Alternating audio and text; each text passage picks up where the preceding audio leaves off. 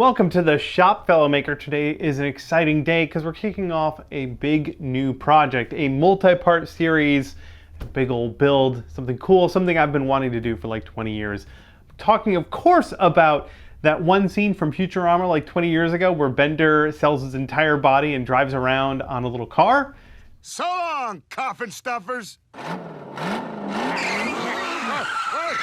You know, that scene. Everyone's excited about it. I'm excited about it. I'm gonna build Bender on a little car, just his head, of course, and it's all gonna go on a radio-controlled car. I'm gonna 3D print the car body, 3D print a lot of the parts. It's gonna be complicated and take a while. So today, before we get started on that, I wanna make a rough and ready replica of Bender's head, something that we can use to kind of nail the scale for his head and use as a scale reference for the rest of the build. To do that, I'm just gonna make it out of cardboard.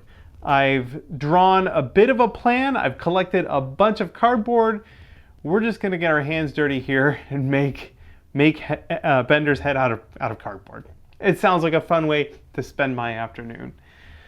So I've got my cardboard and I've got some rough dimensions. Why don't we just start cutting it out and putting it together and see what we can do.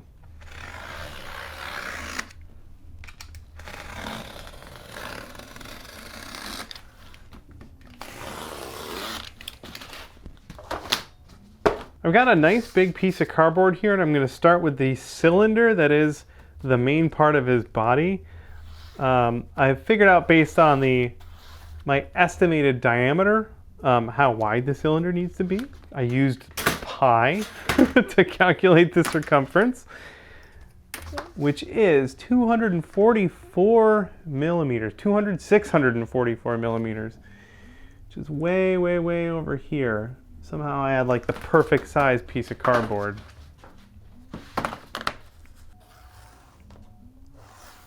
Based on my estimate, this needs to be 290 millimeters tall, which is right here. 290. And then I can cut out a rectangle. The world's simplest peppercorn model. It's a good noise.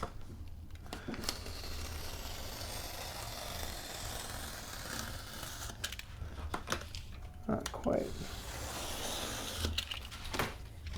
Good piece of cardboard there. Ooh, double thick too. This is going to be a premium cardboard robot head.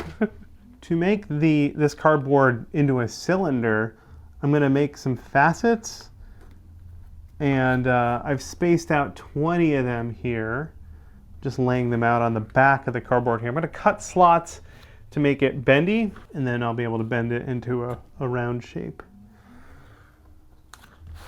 I'm going to cut through the cardboard, but only a little bit of it. So I've taken this blade and I've retracted it until just a little bit is sticking out. That way I can line up my ruler and run this along the ruler, and it will only cut through that top layer. That way we have that nice cut there. And then when I bend it back, we'll start to get this faceted, rounded form.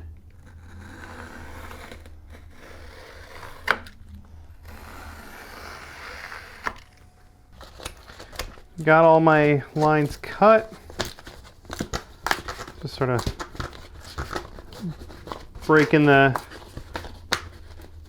what's left in there, holding it together. All right, and then we just sort of roll this up.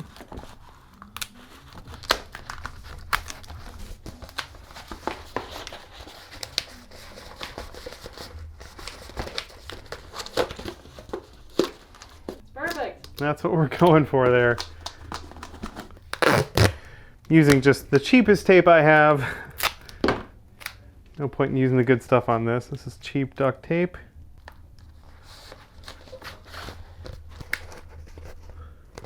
There we go. I do want it to look nice and clean though. So I'm taping it on the inside. Although on the outside I'll use some clear tape, because this seam clearly wants to come apart. I know this is just like a scale reference, But I do have this image in my head of a perfect cardboard bender head. Oop. And that's the look we're going for here. Thinking about the thumbnail. What's the thumbnail gonna look like?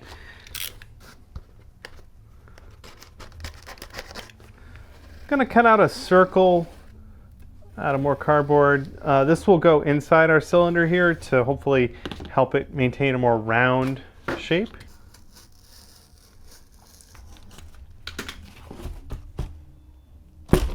No, not quite.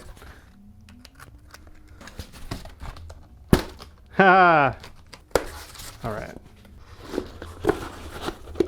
I may have made this just a little bit too big. Oop.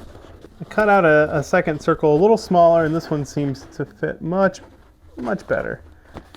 And it forces this whole thing into a perfect circle. Very nice. And I'll just hot glue that in. Figuring out the dome on the top of his head, and again, it's going to be faceted like the body, so I have 20 segments, and then the dome part will meet on the tip of these spikes, and that should give us a kind of a dome shape. Got this laid out. I'm going to cut the tips off of these spikes because they're all going to meet in the middle, and that could get messy. It'll get covered by his antenna, so I think this will help with assembly. All right, now I can cut out all the spikes. If you would like to get yourself one of these fancy pants snap blade knives with the Punished Props logo on it, you're in luck. We've got these for sale over on our website. We'll put a link down below if you want to get one for yourself or for the creative in your life.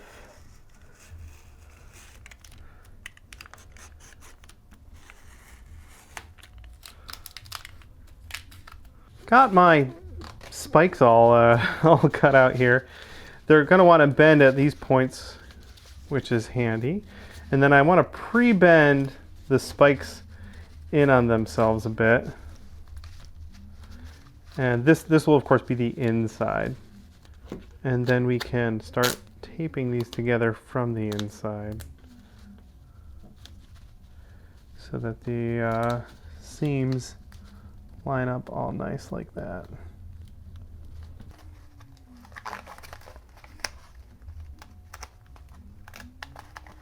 Well, I've got a result. It's okay. It's a little cone-headed. The edges of my spikes I made straight. I probably should have had them bowed out a little bit. I think I'm gonna give it one more try since I have like the perfect piece of cardboard right here. Let's do that again, only slightly different. I'm making a pattern for my spikes because they need a little curve to them. So I just have a couple of weights and a flexible ruler, and I can press this to get a nice gentle curve. And I don't know if this is like the exact curve I need, but it should be an improvement over our last attempt.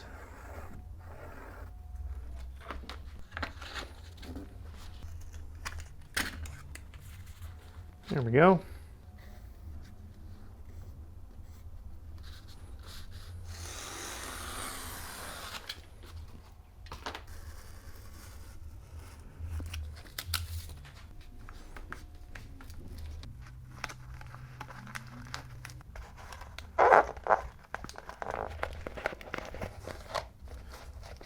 Okay, try number one, try number two. Much better. Look at Bender. That's terrific. Now we'll just surgically attach the top of his head with some packing tape.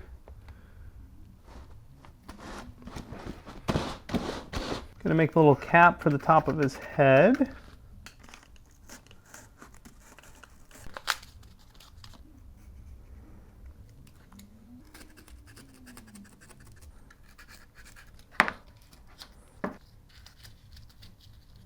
Cute. This is not, I don't think this is accurate to size, but it gets the idea across. All right, now we attach his little antenna.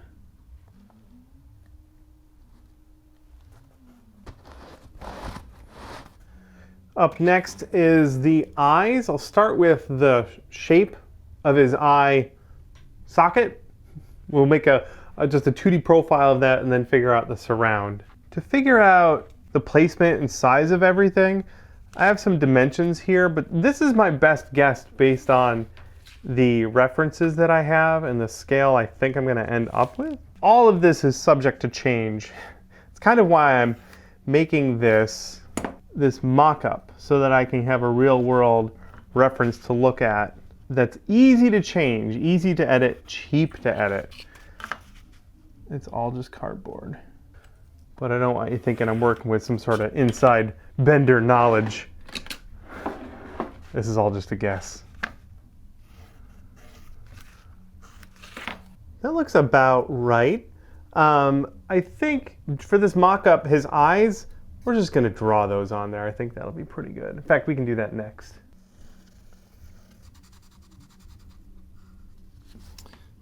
Love that the eyes are square pixels. The pupils are square pixels anyway. Of course, we got to give him a little attitude. For the final robot I'm going to be building, the eyes I want to be animatronic. I want them to move. I've been looking up some solutions for that. James Bruton did one like 7 years ago that's really clever. I might do it that way. He also did the mouth in a clever way. It's just like a rotating sheet. I don't know if that's how I want to do the mouth, but we'll see.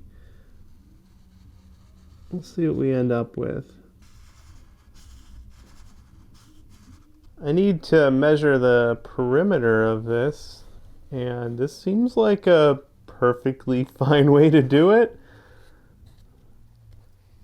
Let's see, that's about almost 500 millimeters. Cool. I'll make it a little long. I can always trim it later.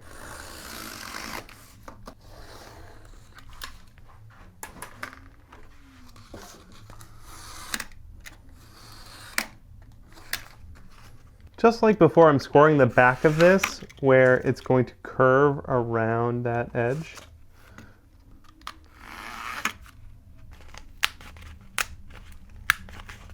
And this should snug right in there. Oh, you know what? There's gonna be this showing. I wonder if I can peel a layer off. Oh, that's disappointing. Maybe I just use a different piece of cardboard. Yes, this was a good prototype. I'll get another piece of cardboard.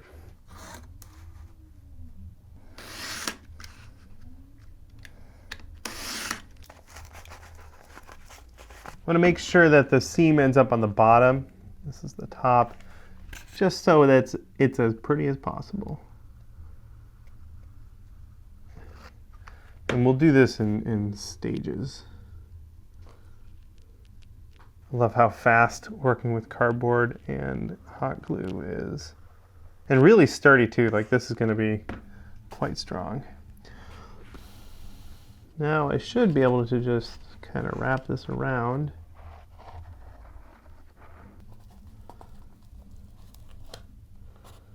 Not bad.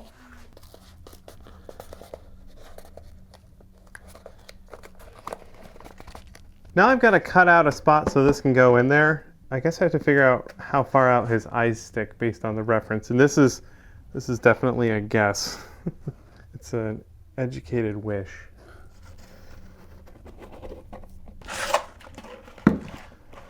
That looks all right. I could cut this out by hand, but I have 3 bandsaws, so I'm going to go use the bandsaw to trim this out.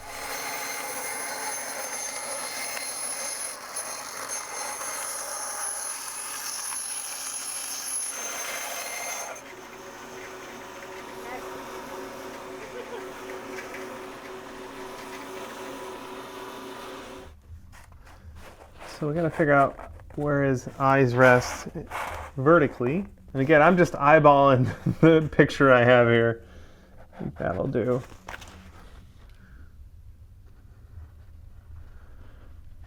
Here we go.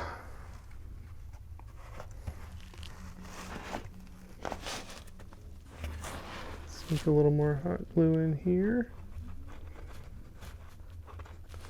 Not the prettiest seam ever, but got the job done.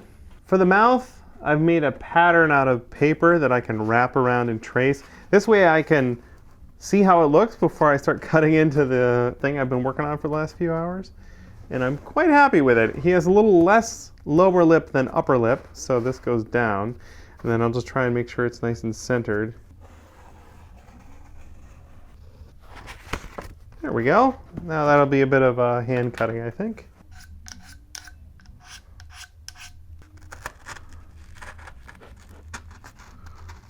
This cardboard is robust.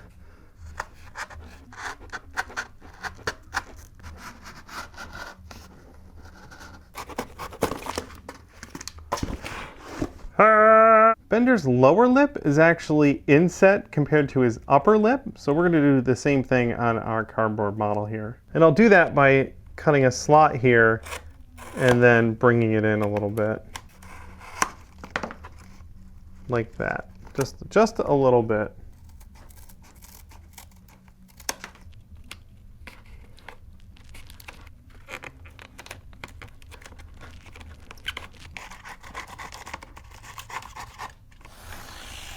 This panel is going to become his teeth. It's just a rectangle that'll get bent, but I'm going to draw the teeth on before I do any of that work.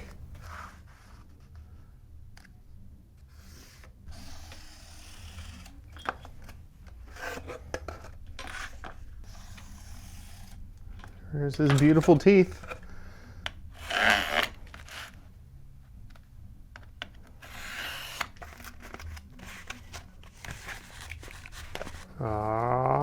Just make sure it's centered, and then we can hot glue this mamma jamma in place.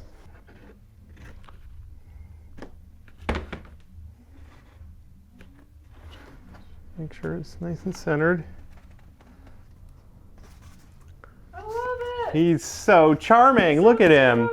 This is awesome. This was a ton of fun and super cheap with stuff we just had lying around.